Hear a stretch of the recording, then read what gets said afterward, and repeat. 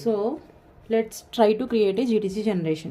GDC generation is nothing but creating a PS file. Let me write the program. So this is the JCL to create a GDC generation. So ఈ programme చూస్తుంటే మీకు already ఇంతకుముందు చూసిన same జేసీఎల్లా కనిపిస్తుంది చూడండి. So by using IFBR14 we will create the GDC generation. So IFBR14 మనం ఇంతకుముందు దేనికి యూజ్ చేసాం? PS and PADS files create చేయడానికి యూజ్ చేసాం. So PS and PDS files create చేయడానికి యూజ్ చేసాం అండ్ ఆల్సో వీటిని డిలీట్ చేయడానికి కూడా యూజ్ చేసాం. సేమ్ GDC జనరేషన్ క్రియేట్ చేయడానికి కూడా మనం IFBR14 యూజ్ చేస్తున్నాం. ఎందుకంటే as I said earlier GDC అనేది కూడా సేమ్ PS ఫైలే. సో GDC జనరేషన్ అనేది కూడా సేమ్ PS ఫైలే, బేస్ అనేది కాదు. సో ఒక బేస్ కింద నెంబర్ ఆఫ్ PS ఫైల్స్ ఉంటాయి. సో ఇవి ఒక ఆర్డర్లో ఒకదానికి ఒకటి లైక్ ఈ ఫైల్కి రిలేషన్ ఉంటుంది, ఈ ఫైల్కి రిలేషన్ ఉంటుంది, ఈ ఫైల్ అన్ని బేస్తో రిలేట్ అయి ఉంటాయి. So that's why syntax definition చెప్పినప్పుడు కూడా GDC is a group of data sets which are related to each other functionally and క్రోనాలజికల్లీ.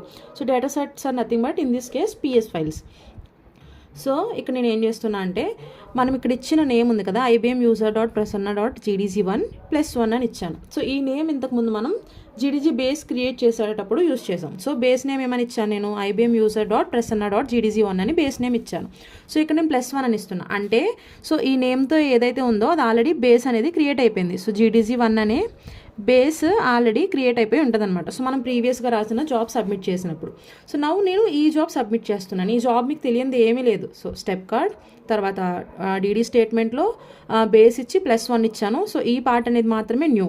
Remaining display parameter, DCB parameter and space parameter, these are all depends on the requirement. So ఇవన్నీ మీకు తెలుసు. So like ఇక్కడ మనకు తెలియంది ఏంటి అంటే ఈ GDC1 and +1 ఎందుకు ఇచ్చామనేది. సో GDC1 ఎందుకు ఇచ్చామని చెప్పాను కదా. సో మనం GDC బేస్ అనేది ఈ నేమ్ తోటి క్రియేట్ చేసాం కాబట్టి మనం ఈ నేమ్ ఇచ్చాం. ఇక్కడ +1 అనేది ఎందుకు ఇచ్చామంటే so already GDC base create అయింది కదా. యాజ్ పర్ మన ప్రీవియస్ క్లాస్ మనం GDC బేస్ ప్రోగ్రామ్ రాసుకున్నాం, అది సబ్మిట్ చేసాం అనుకుందాం. సో నాకు GDC బేస్ అనేది సేమ్ యాజ్ టీజ్ ఇదే నేమ్తో క్రియేట్ అవుతుంది. నేను మొత్తం నేమ్ రాయట్లేదు, ఇక్కడ GDC1 అని రాస్తున్నాను. GDC1 అంటే IBM user.prasanna.gdc1 అనే ఫైల్ ఆల్రెడీ క్రియేట్ అయింది. సో క్రియేట్ అయిన ఫైల్లో మనం ఏం చేస్తున్నాం అంటే +1 క్రియేట్ చేయి అంటే ఫస్ట్ జనరేషన్ క్రియేట్ చేయి. ఫస్ట్ జనరేషన్ ఎలా క్రియేట్ అవుతుంది అంటే ఇప్పుడు ఫర్ ఎగ్జాంపుల్ ఫస్ట్ జనరేషన్ +1 అని ఇచ్చి సబ్మిట్ చేయగానే IBM user.prasanna.gdc1 G001 V00 అని క్రియేట్ అవుతుంది. సో ఇది జనరేషన్ అనమాట. G అంటే ఫస్ట్ జనరేషన్లో 0 వెర్షన్లో క్రియేట్ అవుతుంది అనమాట. మనం ఫస్ట్ వన్ ఇచ్చి సబ్మిట్ చేయగానే. సో నువ్వు ఇదేం చేంజ్ చేయకుండా మళ్ళీ సబ్మిట్ చేసాం అనుకుందాం. సో నేను సేమ్ జాబ్ని మళ్ళీ సబ్మిట్ చేశాను అనుకుందాం. ఇప్పుడు ఏం క్రియేట్ అవుతుందండి? ఇక్కడ +1 ఉంటుంది, మనం ఇది కూడా చేంజ్ చేయం. సో నేను ముందు చెప్పాను కదా, ఫస్ట్ జాబ్స్ని చేంజ్ చేయకుండా మనం కొత్త జనరేషన్స్ క్రియేట్ చేయడానికి, కొత్త ఫైల్స్ క్రియేట్ చేయడానికి మనం GDC యూజ్ చేస్తాం. సో మనం మళ్ళీ సబ్మిట్ చేస్తాం వితౌట్ డూయింగ్ ఎనీ చేంజ్ అనమాట. మనం సేమ్ మళ్ళీ సబ్మిట్ చేస్తాం. సబ్మిట్ చేసినప్పుడు ఏమవుతుందంటే సేమ్ మళ్ళీ IBM user.prasanna.gdc1 G ఇప్పుడు ఆల్రెడీ 1 క్రియేట్ అయిపోయింది కదా, మళ్ళీ మనం +1 చేస్తున్నాం. అంటే ఆల్రెడీ క్రియేట్ అయిన 1కి మనం ఇంకొక 1 యాడ్ చేస్తున్నాం. అంటే ఏం క్రియేట్ అవుతుంది? 002 V00 అని క్రియేట్ అవుతుంది. అర్థమైందా? సో ఇఫ్ ఇన్ కేస్ ఇంకొకసారి ప్లస్ చేస్తే సేమ్ 0003 క్రియేట్ అవుతుంది. సేమ్ ఇంకొకసారి సబ్మిట్ చేస్తే 0004 V00 అని క్రియేట్ అవుతుంది. సో జనరేషన్ ఇంక్రీజ్ అవుతూ ఉంటుంది అనమాట.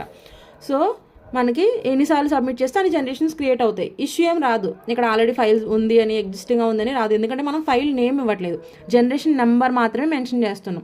మనకు ఆల్రెడీ ఫస్ట్ జనరేషన్ ఉందనుకుందాం, +1 అంటే సెకండ్ జనరేషన్ క్రియేట్ అవుతుంది. ఆల్రెడీ సెకండ్ జనరేషన్ ఉందనుకుందాం, సో +1 అంటే థర్డ్ జనరేషన్ క్రియేట్ అవుతుంది. ఆల్రెడీ థర్డ్ జనరేషన్ ఉంది అనుకుందాం, సో +1 అంటే ఫోర్త్ జనరేషన్ క్రియేట్ అవుతుంది. సో సేమ్ జాబ్ని ఎన్నిసార్లు సబ్మిట్ చేస్తే అన్నిసార్లు కొత్త జనరేషన్ క్రియేట్ అవుతుంది. సో నాకు ఇక్కడ +1 కాకుండా +2 ఇచ్చాను అనుకుందాం. అప్పుడు ఏమవుతుందంటే డైరెక్ట్గా స్టార్టింగ్లోనే G0002 V00 క్రియేట్ అవుతుంది. అంటే నేను +2 ఇవ్వడం వల్ల డైరెక్ట్గా సెకండ్ జనరేషన్ క్రియేట్ అవుతుంది instead of creating the first generation.